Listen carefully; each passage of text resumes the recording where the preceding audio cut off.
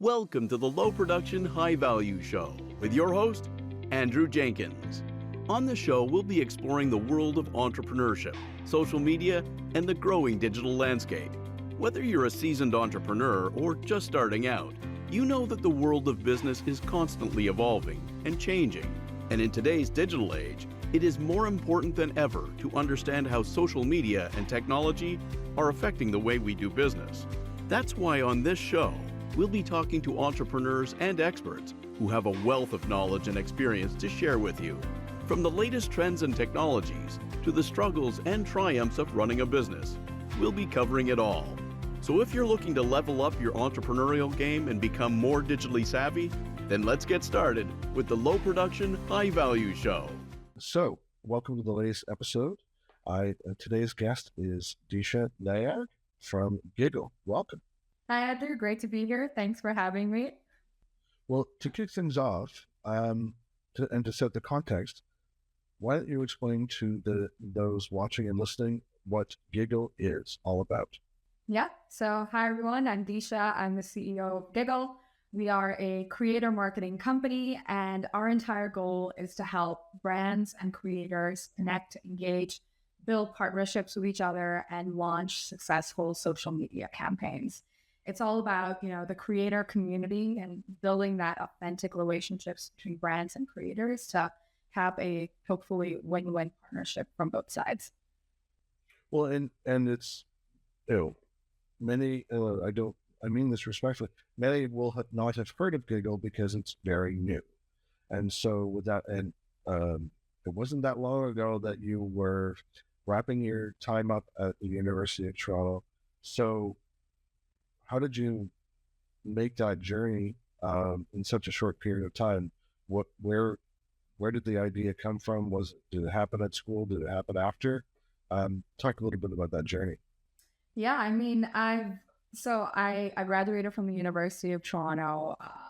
I studied economics, international relations, and computer science. So nothing really related to creator marketing and content marketing. And then after university, I went and worked at Google as a marketer. And at Google, I did many projects from, insights marketing, think with Google marketing, to search marketing, all the way to AI and YouTube marketing projects. But at the same time, for the past 3 years, I've been a content creator. So like many other creators, I launched my channel during the pandemic in 2020, 2021. And since then was able to grow an incredible community, right? I've grown to over 1.5 million followers. And as I was a content creator, I noticed that even though I had an incredibly huge community, I was struggling to build brand partnerships. And I found that other creators in my field who also had large following, even micro creators all the way to creators with about 1 million, 2 million followers, were having the same issues because they didn't know how to build brands partnerships. Brands didn't know how to reach out to them. And then while I was a marketer at Google, Google was one of the best places to work. Honestly, I had an amazing experience, learned a lot as a marketer. And I also saw a direct shift of businesses going from traditional ads marketing streams to now YouTube marketing to social media marketing, because brands were moving to where people were and people were on social media. So directly from a brand perspective, I saw brands wanting to build engagement with creators on social media, but they didn't really know how to build those partnerships. And then as a creator, creators are struggling to build those partnerships for themselves too. So I immediately saw this massive gap from both sides, having directly experienced it myself. And so I immediately knew that, hey, there's nothing out here that's actually helping me as an influencer, as a creator, to build these partnerships. So we're going to launch something ourselves. And I always knew I wanted to found my own business. Like, my parents are entrepreneurs. And so I always knew I wanted to start something, but I wanted to start something in an area that I was passionate about, that had a big problem. And that was an area that I could see that I could make a difference. So that's where Gigl kind of was born, and the idea was born. And now we've built a great team around it that I'm super proud of. We're going to be growing our team too into 2024, which is really exciting. But that's a little bit about our inception story, kind of. Well, when you were creating yourself during the pandemic and you said a community sort of formed around you, I was watching what was happening on TikTok during that period and the rise of communities like Book Talk and Food Talk and moms of TikTok especially. Some moms that found a supportive community that they could laugh with, cry with, find support from, that kind of thing. Talk to me a little bit about the community building, or like, in the sense that I don't think you were trying to manufacture a community. What I mean by is that a community sort of organically developed around you based on what you were sharing. But when did you know when did you know the momentum was building, or that what you were sharing from a content creation point of view was resonating? Yeah. So for me, I did not launch my page with the expectation that like, I want to be an influencer. I'm going to launch this page and it's going to change my life. I kind of launched it in a period that I, like many people, I'm a big time foodie. So I started just a page that nobody knew about, where I would post food content. And it was like an area that I could kind of share, my experience around food. At the same time, my sister was moving out, so we wanted a place where all our recipes could be housed. So a lot of my videos were very, authentic, raw, just showing, food, sharing with people that, were interested in it. And I immediately saw that people actually, related to what I was saying a lot. They loved food. They loved what I was creating. They wanted to see more of it. And it really just took, one or two of my videos to completely blow up. I think my first really viral video was like an Alfredo pasta video that reached 32 million views. Like, that is a massive number just organically. And from that, I started to see this incredible community come together of, people that shared a love for food. They shared a love for health and wellness. They shared a love for cooking. And that's when I realized, okay, creators have an incredible power to form communities and, create a community where people feel safe to share their ideas, to, talk openly with other people. And I think that's really the beauty of a creator, right? They are incredibly powerful community builders, marketers, brand builders, because they're authentic, right? And I think that's really how a community is built, by being authentic, by sharing your ideas openly, and by caring for the community that you have too. Well, I mean, authentic was the word of the year, right? Yeah, exactly. Well, have you seen, now that you want to call it over to the pandemic, have you seen a shift in what it takes to, going viral is cliched and overused, but I'll just call it garner organic engagement? Does it become more challenging for creators? Well, one, influencer marketing is becoming more popular, so there's a lot of people that are jumping into it to try their hand at doing it. So I'm just wondering what sort of shift you've seen in the landscape. Yeah, I mean, I feel like 2020 influencer marketing wasn't really a thing. Like, I think the common misconception was that, influencer marketing is just for people who go on social media to like sing and dance. And some people still do think that. But now we've seen this shift to, oh my gosh, influencer marketing is a real industry, right? And I think this year it surpassed $100 billion industry. And that's why a lot more creators are now seeing this and they're like, oh my gosh, I can build a career as an influencer by sharing things that I love and by creating content. And so now we've seen a huge influx of content, right? There's so much more content for people to sift through these days. And now it's a lot more harder to go viral too, right? Build that authentic engagement. But at the same time, I would say that, building engagement is all about, being relevant, right? It's about talking about relevant topics. And, talking in ways that connect with people. If you create a video that connects with someone, it's going to be commented on, it's going to be shared, it's going to be saved. And so I think when it comes to content creation, it's just about being relevant, being authentic, and being true to yourself, and other people will connect with that and engage with content. And I think engaging content is the content that goes viral, right? And that's why a lot of, brands are now partnering with creators, because brands see that, hey, for me to engage with my consumer and be relevant with my consumer, influencers are some of the best people to partner with, right? Because they have engaged communities. They have a voice that people recognize and people, follow, right?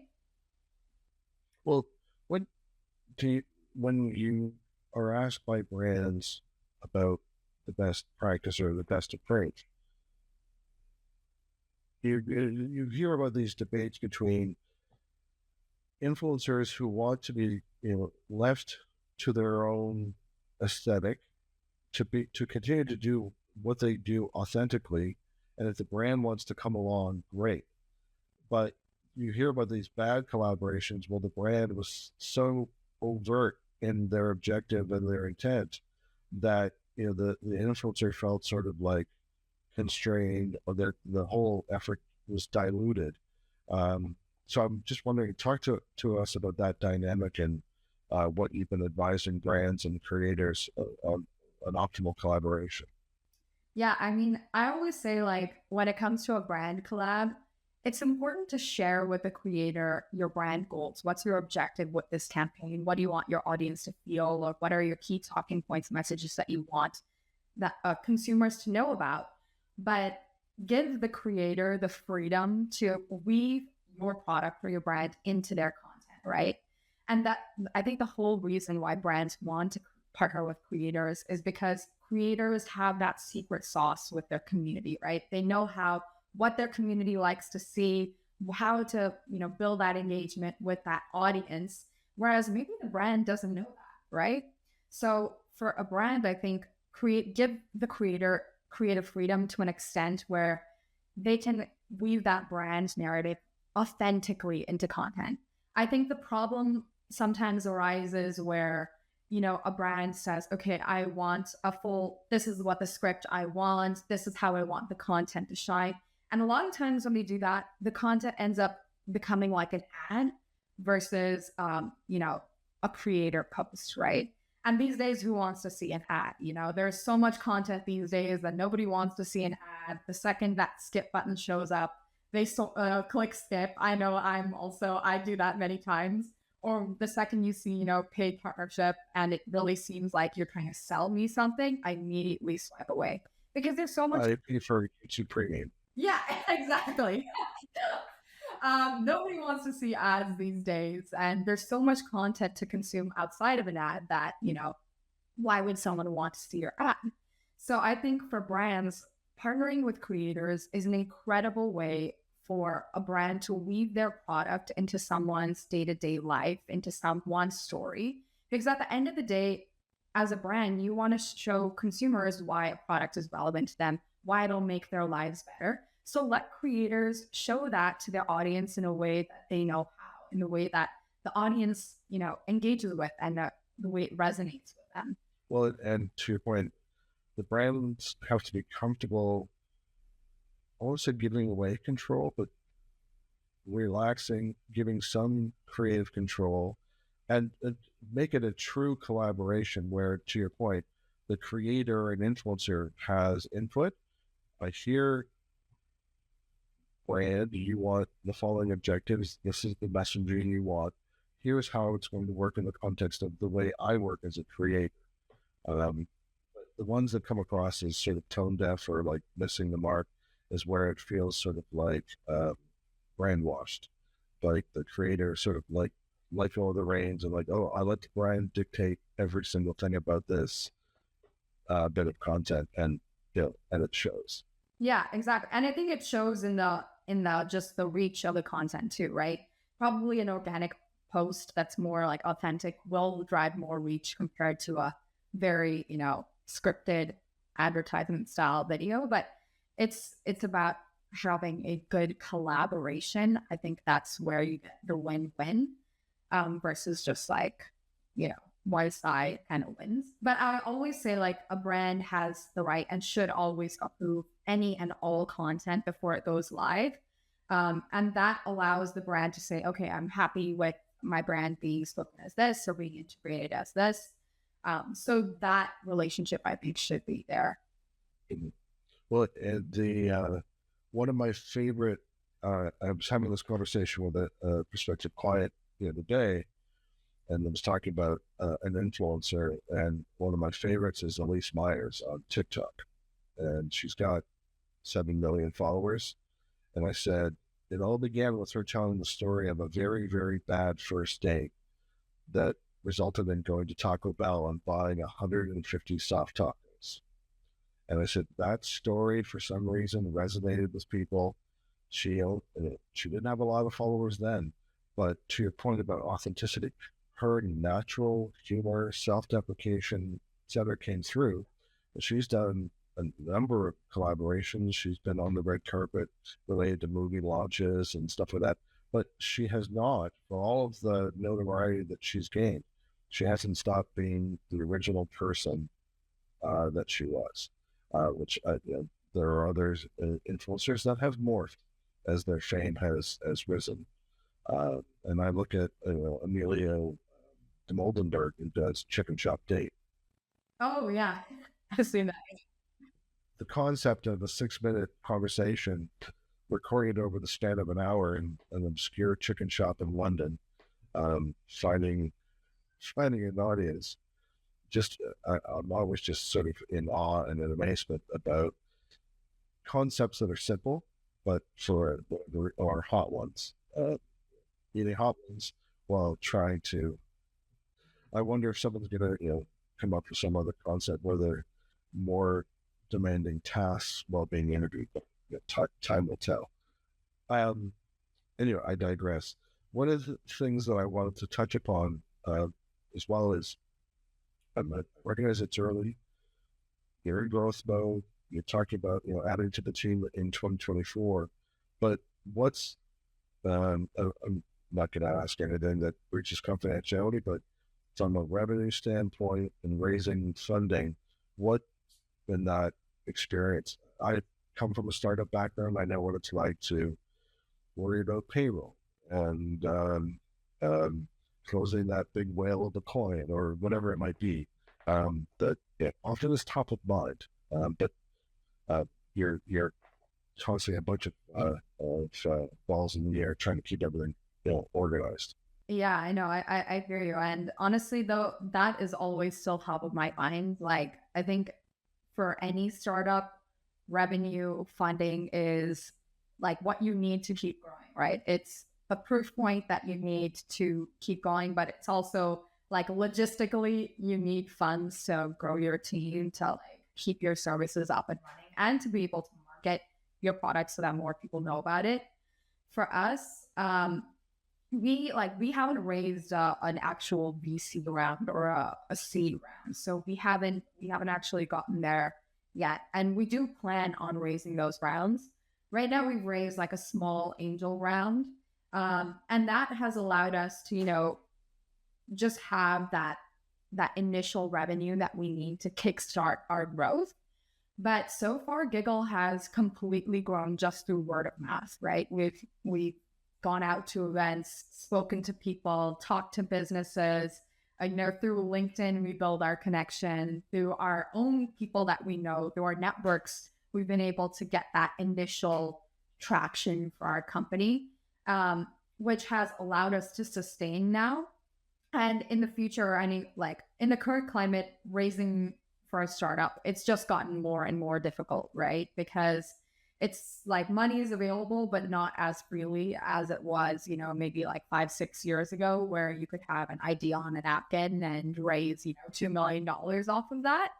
Now it's a period of time where, as a startup owner, you have to work a lot harder in terms of showing your traction, your ARR, your actual like recurring revenue, your month-to-month growth. I think you need a lot more proof points to show to investors, to provide investors with the confidence to invest in you.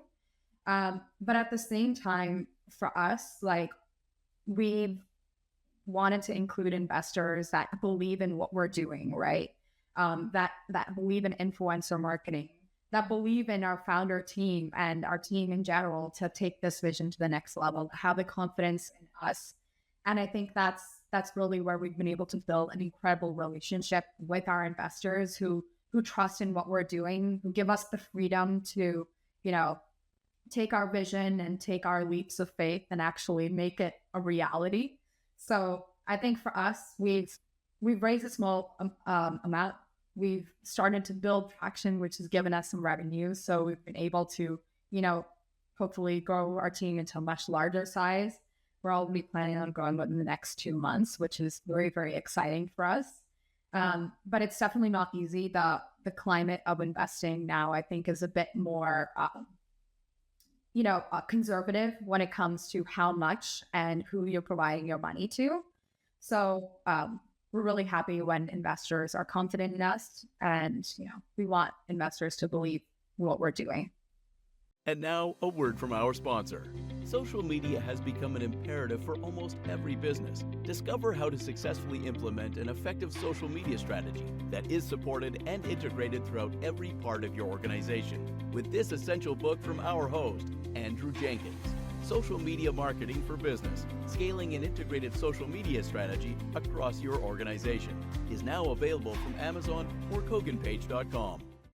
Well, hopefully the fact that there's an AI component, because AI is the hot thing now, and it certainly has been for a while. But AI is garnering all the attention. But in the conversations you've had, let me set the stage. I worked for a startup. We were on a bus of exhibitors from a conference in California. And I was with the CEO, and we got talking to another Canadian CEO, but we were in California for a conference. The startup that I was working for was Toronto-based, and we got talking to this other Canadian CEO, but who lived now in California. And now, to be fair, this was in the 90s. And that CEO that we were talking to said, he was getting very, very frustrated in Toronto. Came down to California and said, I found all the money I needed within a half an hour of my office. And the other analogy I've heard is in Canada, investors will look exhaustively for, 1 or 2 home runs. In California or the US, investors will bet on 10 to get to those 2 home runs.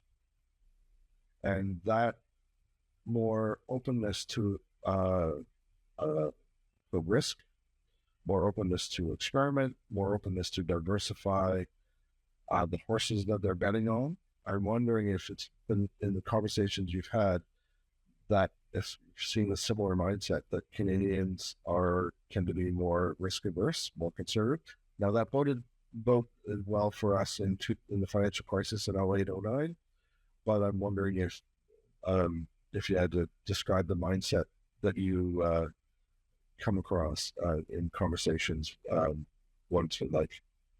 No, I think Andrew, what you're hearing is exactly what we've been hearing as well. Like, we've spoken to many investors in the U.S. and in Canada, and I think immediately when you talk to both of them, one side is more risk averse compared to the other, and the risk averse side is more the Canadian side.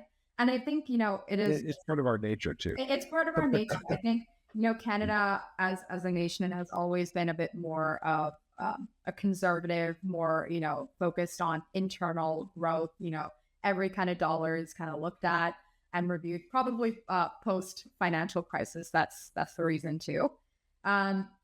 Whereas US, I think they're investing more, bigger numbers at larger volume, right?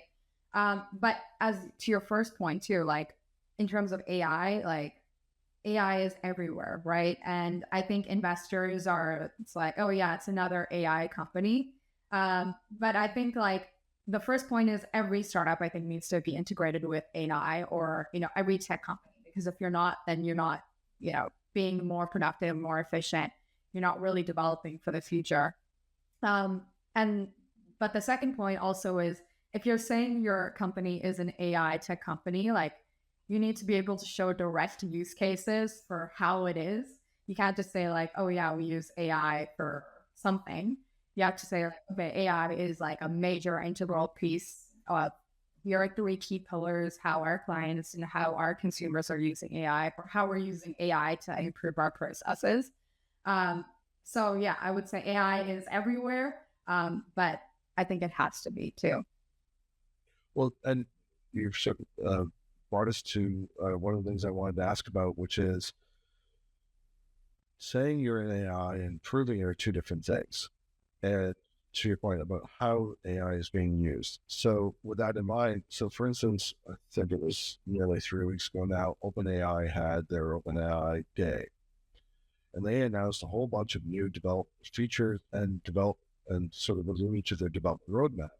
And there were a number of AI startups that had built themselves on top of OpenAI that were now redundant, because what they built was now a feature set, or soon to be a feature set of OpenAI. And so people would be left to go, well, why do I need you if I can get it straight from the source?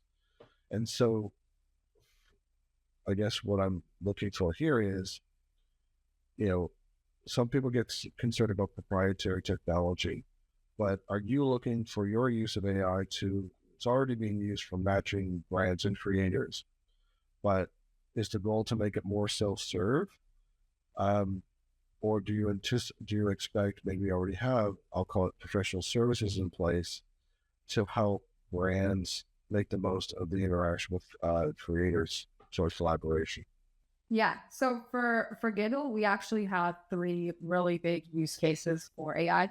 First is in the actual matching, which we found is really effective in actually finding those effective matches for brands. It's not just someone that's like manually in the background pulling people, because that's not the most effective way. We've also found when it comes to marketing and creator marketing in general, there's a lot of repetitive processes when it comes to just marketing and process. And this has like come through my own experience as a marketer and our team's experiences, as well as before we actually launched Gigl, we interviewed many companies to understand, pinpoint, what are the repetitive processes, what are the challenges, what are the most time-consuming areas for you.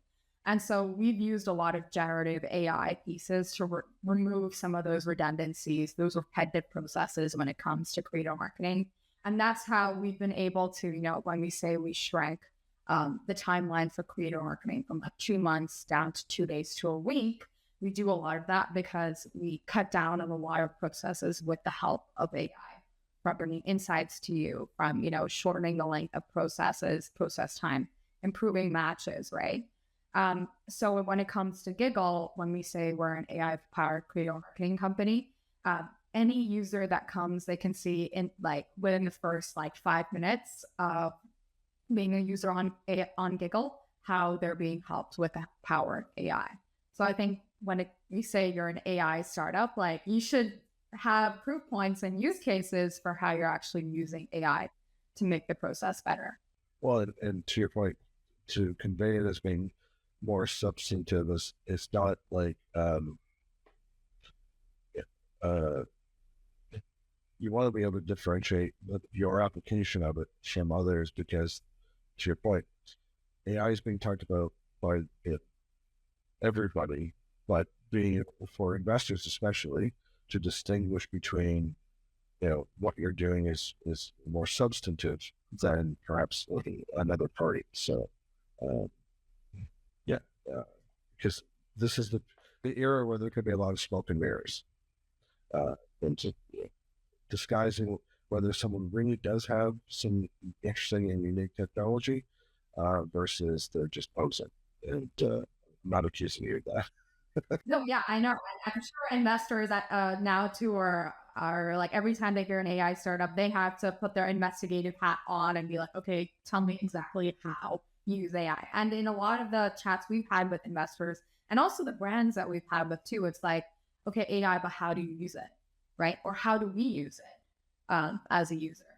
So I think if you don't have an immediate answer to that, then that might be an issue or a red flag. I know someone who was a VC, and he shared a story of a company brought in to do a demonstration of their technology that would do high-speed like file and information transfer. And they showed this demo. So we're moving this, large files of data or whatever from here to here and like super fast. And so they run the demo. I said, oh, okay. Hold on a second. So my contact got a file from his own computer, brought it back on a USB stick and said, okay, use this file. Do the same thing. Did not go very well. It failed miserably. And that was the test. Like, you're doing a canned demo of something, so like you're putting your best foot forward. But he tested their technology in the boardroom and it failed miserably. And he said, we never heard from them again. And this is where, with all the hype about AI, and to the layperson, I mean, it's a black box. I'm prompting it with this, and here's the output. What happens in between, God knows. So. And just like 2 years ago, nobody was even talking about AI. Like, I feel like, AI has been there for a long time, but it's only come at the forefront, I feel like, in the past year, right? So everyone's still trying to figure out, what is it? How do I use it? How does it impact me? Well, are you in the camp that AI is not going to take your job, but people who know how to use it will? Well, for me, I think AI is one of the most powerful tools to make us more productive and work at a more efficient way, right? So it's, as in my day-to-day work, AI can probably help me remove some of the redundancies, but for AI to actually operate effectively, those ideas need to be inputted by a person, right? So I think when it comes to AI, and I can't speak for like all jobs, but I think like the conception that like, oh my God, AI is going to completely steal my job. I think that's not the case in the majority of sense. I think it'll just make us even more productive, to be able to do things faster, more efficiently, and focus more on business priorities, like priority projects versus, redundant, repetitive items in our database. Yeah, I'm in the same mindset as you. And one of my guests described me as AI is just use it as a second brain. Give it some of the more redundant stuff, make yourself more productive. If you're challenged, if you have six ideas and it gives to you another 4, great. It's not replacing you. It's just, giving you more options. And so, but it is still about, as the more people learn, hopefully it's their ignorance, and I don't mean that disrespectfully. Their unfamiliarity is perhaps where some of the concerns come from, but as they learn, and that I tell my students, just try it. Like, look what you can do. Here's some examples, and it's not cheating. It's just making you more productive. As we come to a close, I'm just curious to know or learn what's been the best part of launching and running Gigl to this point. Gigl, it's been definitely a roller coaster for me, but I think the most exciting part of Gigl is, I always had this idea and this vision, and just, seeing it come to reality. I think that's what makes every day kind of worth it and makes you want to keep pushing and, pursuing that vision. Like, I've seen creators saying like, hey, I built my first brand partnership, or, hey, I just launched my, brand. I just partnered with a creator on Gigl, and our campaign has, reached over 100,000 engagements in less than 2 weeks. So directly seeing both brands and creators have such an incredibly positive response, I think that's what makes Gigl, really like winning for us as a team. And I think also like what's most exciting for me is having this incredible team that's, we're together building this for creators, to build these brand opportunities for brands to, make it easier for them to work with creators. Because I think, for me, I think creator marketing is the future of marketing, right? Like, how do you engage with people, connect with people in an authentic way? I think creator marketing is really leading in that sense. And for us, it's like, whether you're a small business, medium, or a large enterprise, whether you have a large social media team, or maybe your social media team is like 1/2 person, right? When they have additional time, no matter what your capabilities are, Gigl can help you to actually launch music influencer campaigns, partner with amazing creators, and hopefully reach incredible success for your brand, whether you're a creator or you're a company. So I think that's what's exciting. Well, are you seeing, like, is B2B influencing emerging on Gigl, or just in the broader landscape? No, yeah, B2B influencing is emerging. So a lot of like people think, okay, influencer marketing is just for the D2C clientele. I need like a specific product. Like, my consumer needs to be the end audience. But we are seeing more B2B companies actually using influencer marketing. And it's not just on, like TikTok or Instagram. It's also Twitter and LinkedIn. How do you connect with business experts to showcase your brand to other businesses? How do you connect with business technology influencers to build brand awareness for what you're doing? So we're seeing more B2B companies actually come into the influencer marketing space, which is exciting, but it also shows, I think, like every brand, whether you're a D2C, so like direct to consumer, or you're a B2B brand, seeing that the power of influencer marketing now, because it drives a lot more reach and actually lower costs, right? So like the biggest stat out there right now is that influencer marketing on average drives 11 times more return on investment at 1/3 the cost compared to traditional ads marketing. So that's that's a huge number, whether you're a large enterprise or a small business. So how do you actually move your marketing strategies, especially moving into a recessionary period where budgets are strained, where, every business is keeping an eye, especially on those marketing dollars? I think a lot of businesses are now seeing influencer marketing as a prior strategy to reach more people. Well, and I'll use B2B as an example. There was a recent study from Hootsuite that came out that talked about, this is for financial services, which can be both B2B and B2C, from a marketing standpoint.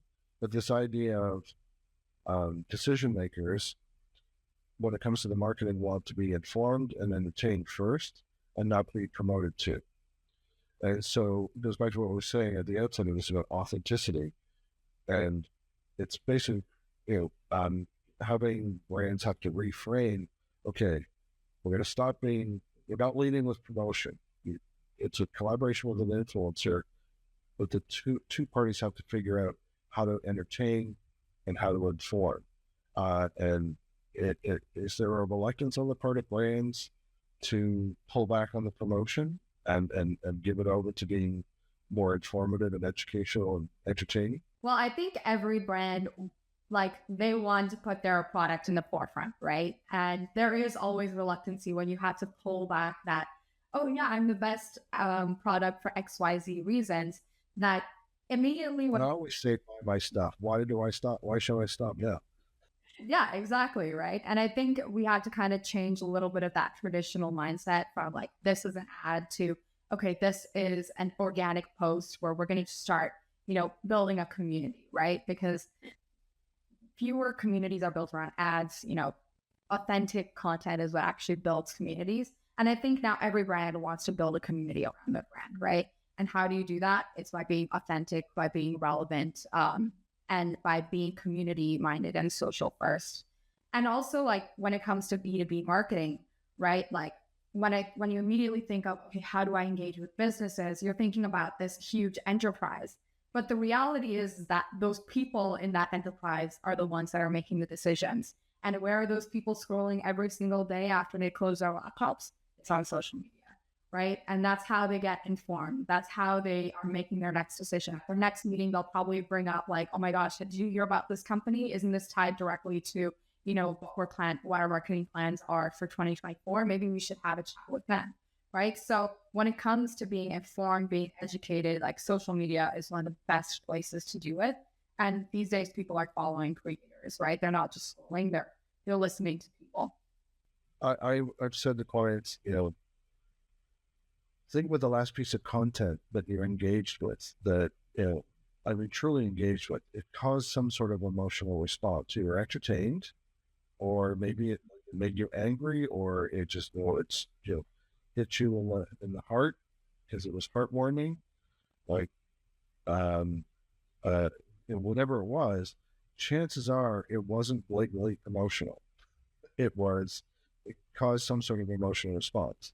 And so it's striking that, it's tamped down the overly promotional stuff and collaborate with influencers that are already accustomed to getting engagement from being authentic, entertaining, informing, etc. Yeah. And it's all, and as to your point, Andrew, it all stems down to storytelling, right? Like at the end of the day, it's an ad doesn't have much of a story tied to it, but how do you weave your brand into a story that people want to listen to? I think that's really the secret sauce. Well, to bring things to a close, I want to give you the opportunity to lead us with some advice as a tech entrepreneur. If you were advising someone who was wanted to make the leap or is early in their journey, I know you're early as well, but you've already accomplished a great deal in a short period of time, and lots of advice and input and milestones achieved. But for the budding tech entrepreneur, what, if any, words of advice would you offer? Yeah, I mean, for me, I think we're still early, so we're also taking advice. But any advice that I would give is, first is go for it. Like if you have a product that you truly believe in, there will always be naysayers. But if you truly believe in a product, go for it and don't look back. The second piece of advice I would say is put yourself out there and stand out. Do everything possible you can. Like for us and our team, when we initially launched, we launched on the stage of Collision. Like we were on stage, we were named one of the top marketing startups at such an early stage because we put ourselves out there. We didn't second guess ourselves. We knew what we're doing is a winning idea, and we put ourselves out there. We went to Collision, to all these events, and we showed our value. And I think when other people see that, they start believing what you're doing too. And so for our team, I've always said, put yourselves out there and people will see the value that you're delivering. And I think, the third one is, it's a lot of work, right? So like a startup is 10 times more difficult than a 9-to-5 job, not just, on the day-to-day work, but also mentally. A lot of times you have those existential crises, like, oh my gosh, but I'm doing the right thing. Like I'm working through weekends. Why did I do this to myself? But I think, when you have that vision, I think you have to keep going. And, success is not something that'll happen in day one. I think we also have a long way to go to reach success for Gigl. But those small wins that we've had, we've celebrated them in a big way. And we hope to achieve more of those wins in the future. So it's going to be a daily grind, but keep going so that you have those small wins to ultimately, hopefully reach that huge win that you want at the end of the day. Well, we look forward to tracking your success. Thanks, Andrew. Really appreciate it. Well, it was great to have you with us. Thanks for joining us. And like I said, we look forward to following your success in the coming years. Thanks so much, Andrew. And it was a pleasure to be here today. Thank you for joining us on this episode of the Low Production High Value Show. Be sure to give us a rating and subscribe to make sure you never miss an episode. Don't forget to check out Volterra at volterradigital.com to learn more about how they can support your social media marketing.